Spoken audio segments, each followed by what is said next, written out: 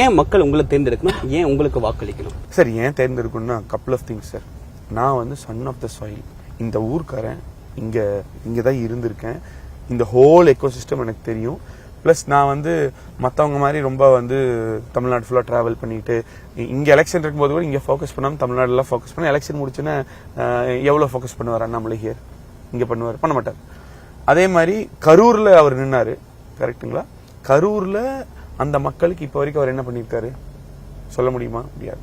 ஏன் என்ன சூஸ் பண்ணோம்னா என்னோட நோக்கம் எம்பி ஆகிறதோ எம்எல்ஏ ஆகிறதோ கிடையாது, பீப்புளுக்கு சர்வீஸ் பண்றது. நான் ஒரு எடுத்துக்காட்டு கொடுக்குறேன். அதுக்கு ஒரு 5 வருஷம் 5.5 வருஷமா மக்கள் சேவை மையம் நடத்திட்டு இருக்கேன் இங்க சிங்காலூர் கிட்ட.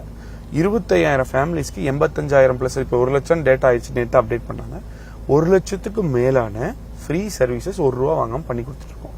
இது 5 வருஷமா நம்ம பண்ணிட்டு இருக்கோம். 5 வருஷமா இப்போ இந்த தடவை எம்பி கிடைக்கலனாலும் பண்ணியிருப்போம். மேபி அடுத்த தடவை எம்எல்ஏ எம்பி கிடைக்கலனா 2026 மேபி ட்ரை பண்ணிருக்கலாம். அது கிடைக்கலனாலும் சாகர வரைக்கும் எதுவும் கிடைக்கலனாலும் பண்ணிட்டே தான் இருந்திருப்போம். ஏன்னா இங்க என்னோட நோக்கம் சர்வீஸ் பண்றது. இந்த ப்ராசஸ் மூலமா எம்எல்ஏவோ எம்பியோ ஆனா இன்னும் பெட்டரா சர்வீஸ் பண்ணலாம்.